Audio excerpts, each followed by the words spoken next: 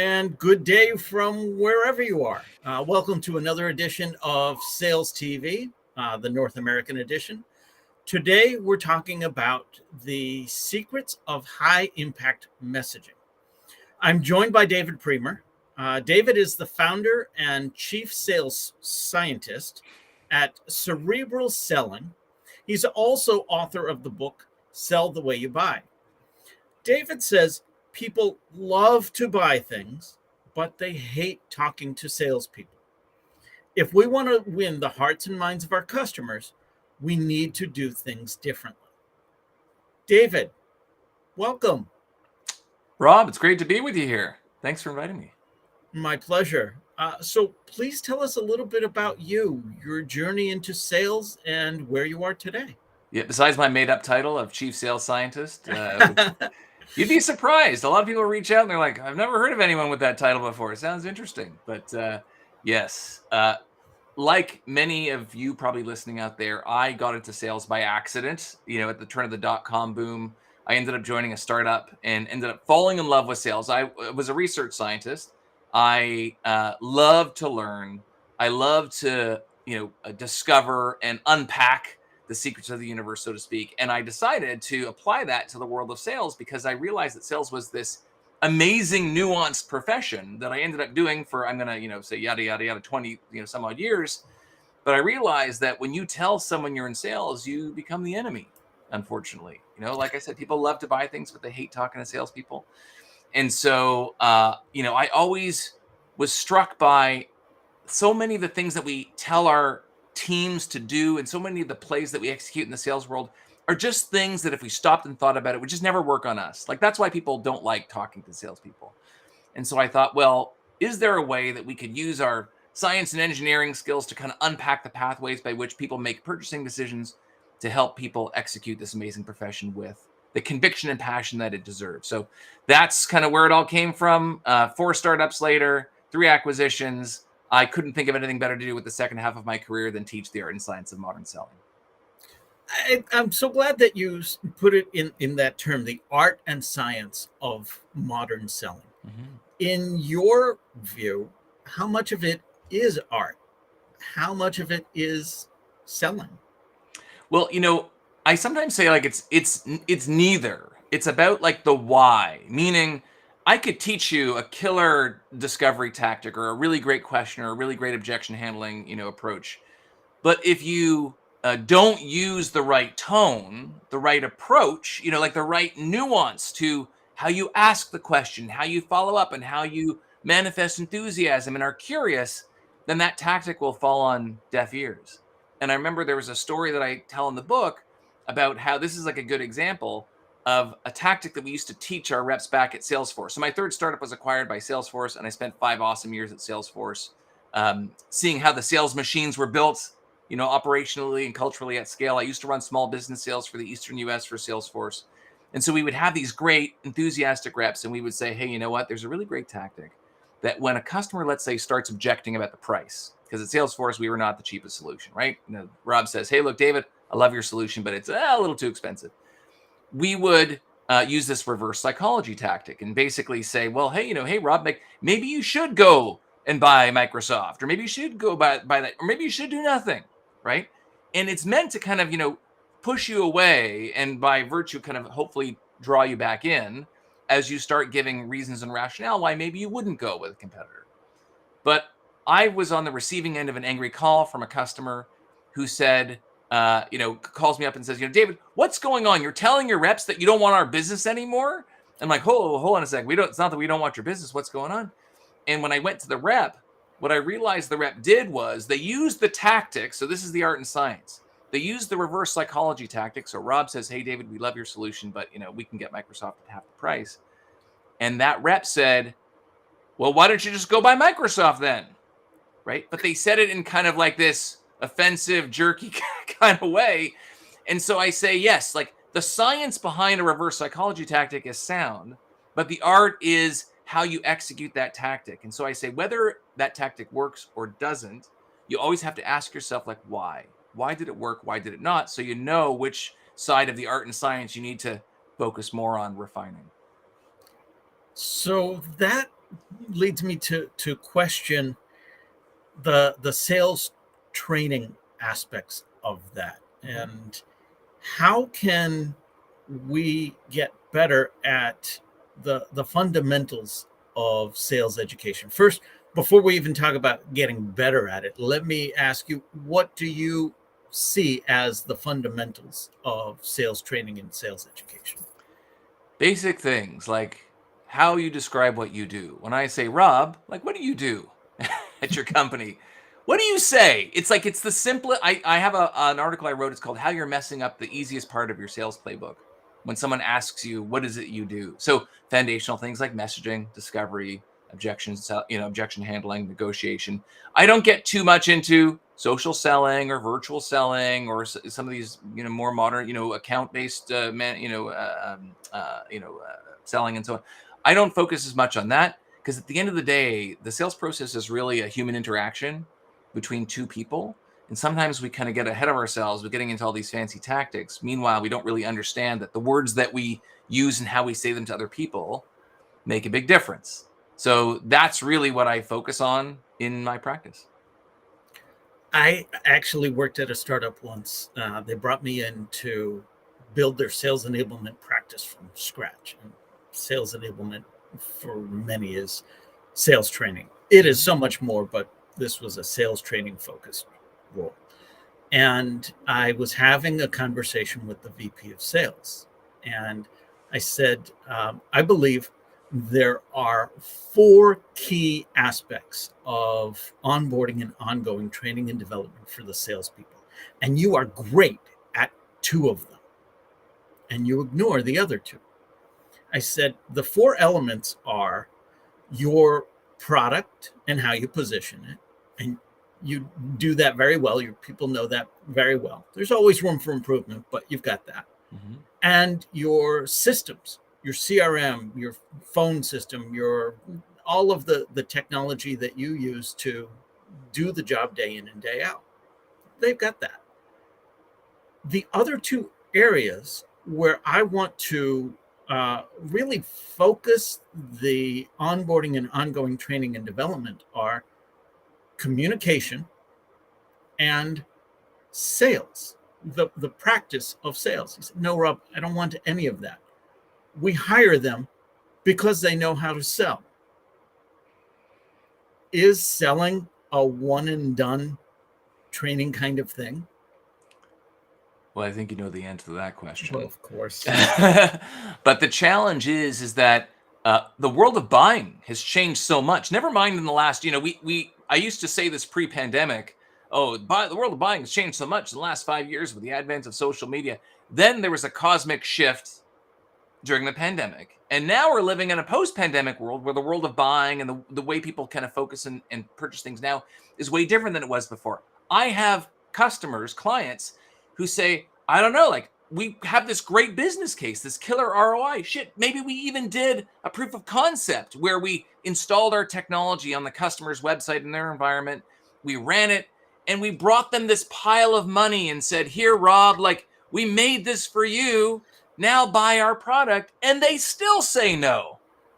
So there's been a massive shift in the way people buy, but the way people sell in general, not to make an overgeneralization, has stayed the same for a long time and for lots of reasons. The thing that I talk about, this is actually the first chapter in my book, Sell the Way You Buy, is I call it the Cobra Kai paradox. So if I say Cobra Kai, do you know what I mean by Cobra Kai? The Karate Kid? Yes. Okay. So I have the Paul Rudd genes, but I'm 48 years old. So I was born in 1975. So 1984, Karate Kid comes out, and I'm 9 years old, and I love it. And I think back to that movie because I talk about this in my book. So much of sales involves the passing of tactics from sensei to student, right? Like from the teacher to the student. And if we learn from the wrong sensei, then we just grow up to be jerks, just like the kids in the Cobra Kai. They're not bad kids, but they chose to learn from the sensei that taught them the wrong way. Versus like Daniel LaRusso goes a different direction. So, I actually don't blame bad salespeople, of which there are many. They are not bad people. They're not bad human beings. They're just executing playbooks that they were either taught by their sensei years ago or that worked 5-10 years ago that no longer work today, but they don't know what else to do. And so part of when I think about the art and science of modern selling and buying is thinking about how do we moderate our tactics, not just for the situation we happen to be in, like in that sales cycle per se, but at this point in time. And the perfect example, kind of like what I said off the top, is like a good business case is no longer enough to win. Having good ROI, no longer enough, right? But salespeople are flabbergasted. Like, oh my gosh, I put together this ROI, I did this proof of concept, and like they're still not buying. I'm out of ideas. What should I do? Meanwhile, that's not really what people are buying at the end of the day, is that ROI. So these are some of the shifts that people need to make. I've often heard that people buy based on emotion and justify with facts. ROI is a fact, but you haven't helped them with that emotion piece beforehand. I wanted to bring in a couple of comments from the audience. Bob Britton says, we keep treating sales as a science, deconstructing it into smaller parts. And when we try to put it back together, the pieces that get left out are the human aspects. And Alex Abbott says, agreed, David. So why don't businesses change their sales approach to align with buyers? So many say they do, but they really don't. What's your view? Yeah, well, so there's two different things. 100%, Bob, I agree that the human aspect often gets left out. The words, the tone, the approach, like something very simple, like when we're going through a discovery process with our customers and we have a list of questions. I'm like looking at my fictitious list of questions. I have this list of questions here that I want to ask you because I was told by my boss that I need to know like the budget, the timing, the medic, the bant, all that kind of stuff. Meanwhile, I don't appreciate that you're not going to tell me anything, because why would you? I'm like, I'm the enemy. Why would you divulge the secrets of your business? Because you're always wondering what I'm going to do with it. And I'm asking you oftentimes these questions in a way that feels like this is like my standard shtick of things that I ask everyone, and it doesn't really make you feel special at all. It feels like a polite interrogation. So 100%, Bob, that even with like the most basic of tactics, teaching people the human communication aspect of it, like how you execute them, is so important. The second question, though, around like why don't people change? 100%. I don't know why people don't change.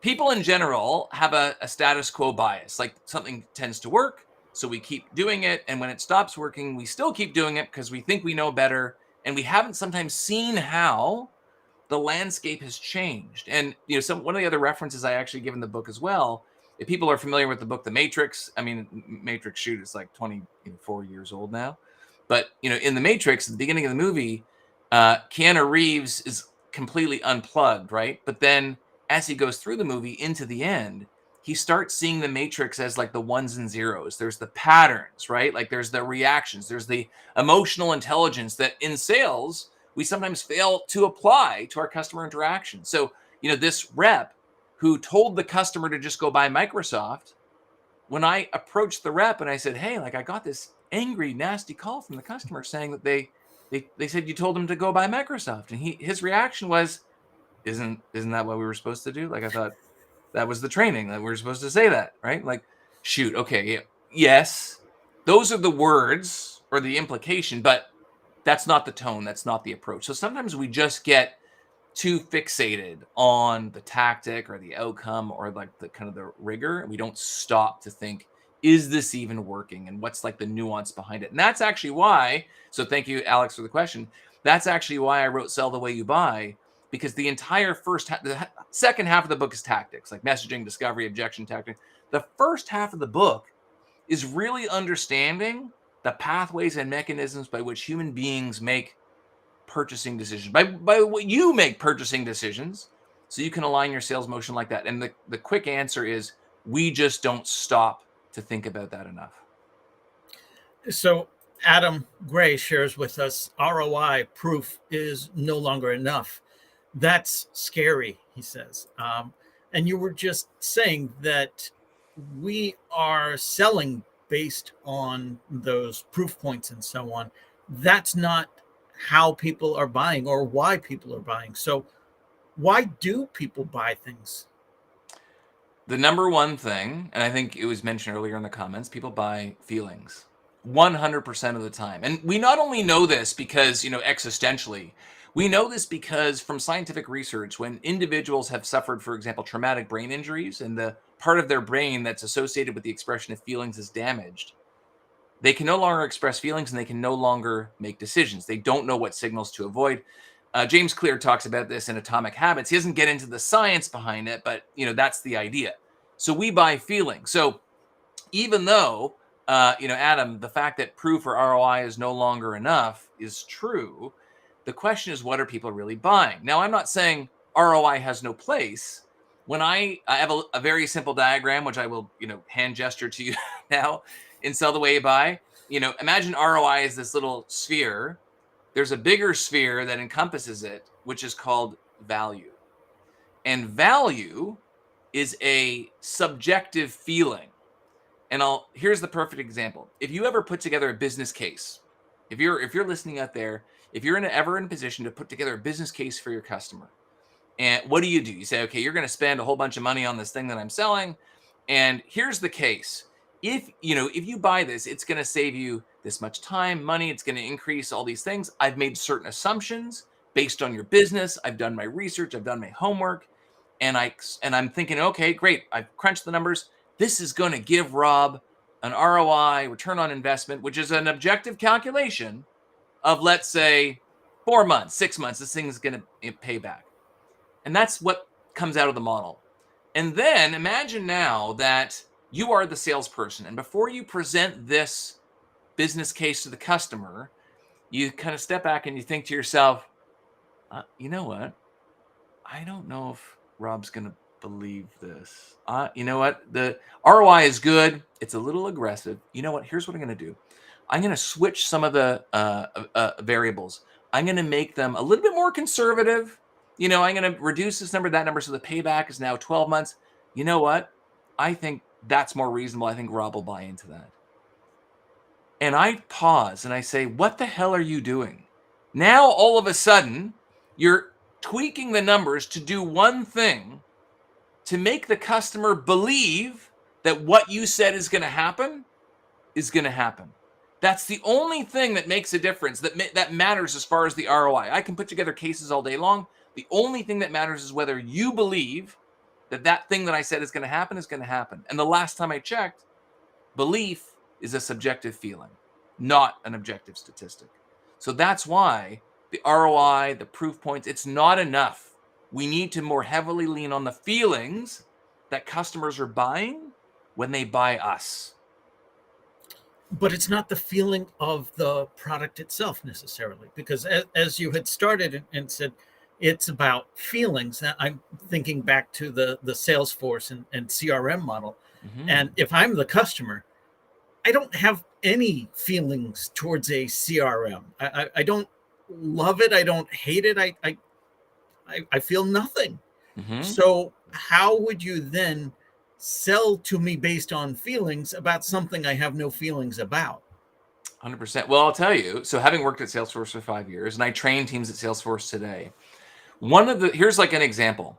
One of the reasons why people buy Salesforce, or a big reason, is because it's the market leader, right? It's the Gartner Magic Quadrant, #1 for X number of years.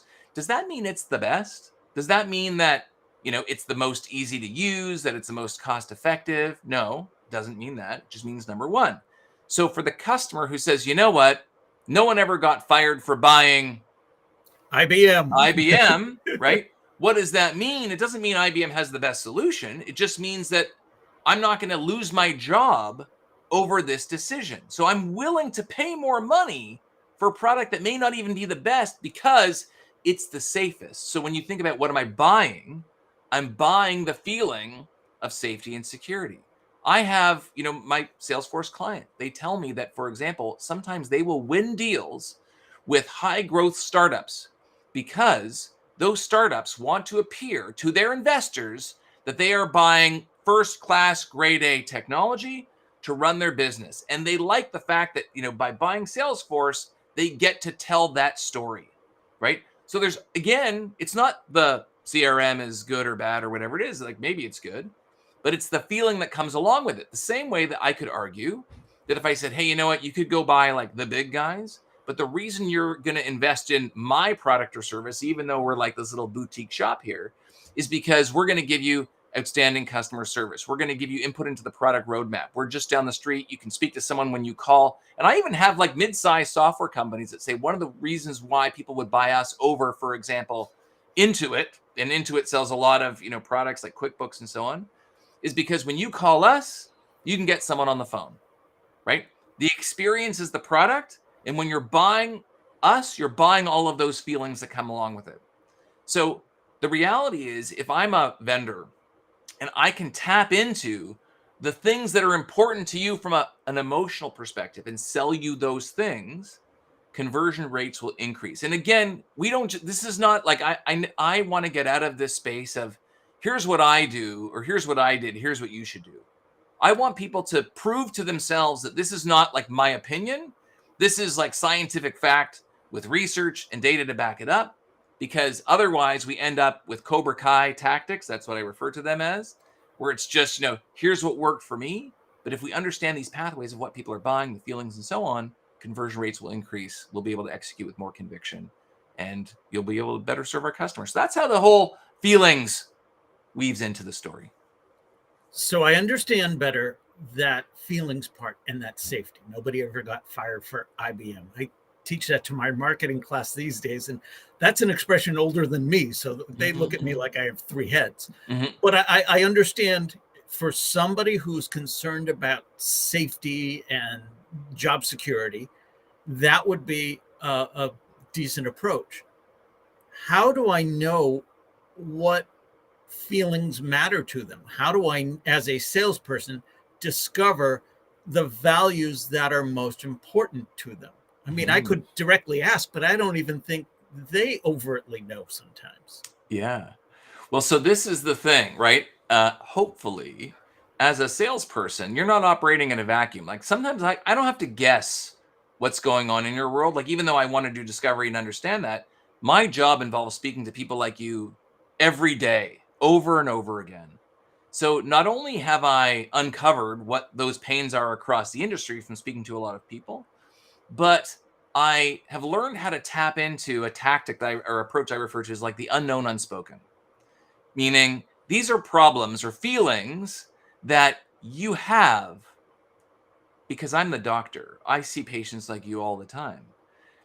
But you may not know what those feelings are or be like as in touch with them as I am, because this is something new to you. Like like as an example, one of the things that I focus a lot on in my practice is working with young sellers. Like young, enthusiastic sellers. When I used to run small business at Salesforce, I had tons of young, enthusiastic sellers who were calling on buyers whose job they've never done, right? This is what actually most of sales is. So I came up with a term for this. I actually wrote a Harvard Business post on it, and I talk about this in my book. I call it experience asymmetry, like where there's this imbalance. Like, I've never done your job. I'm kind of scared that I'm not adding value. It's like the way I describe it. It's like the way my kids sound when they're about to hit me up for something that they think I'm going to say no to. That's the way you sound, right? Now, the laughing, I love the laughing because it means this is a concept. It's called processing fluency, meaning I don't have to explain it to you, but you know exactly what I'm talking about.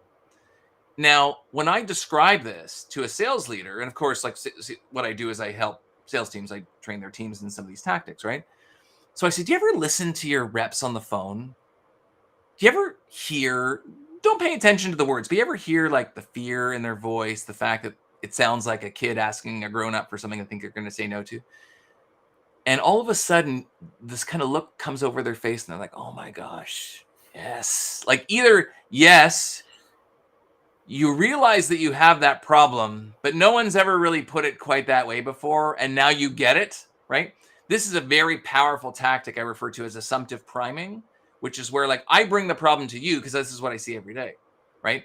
But I can use that priming tactic. So now I'm getting a little advanced, but this is actually the highest converting tactic I teach in my book.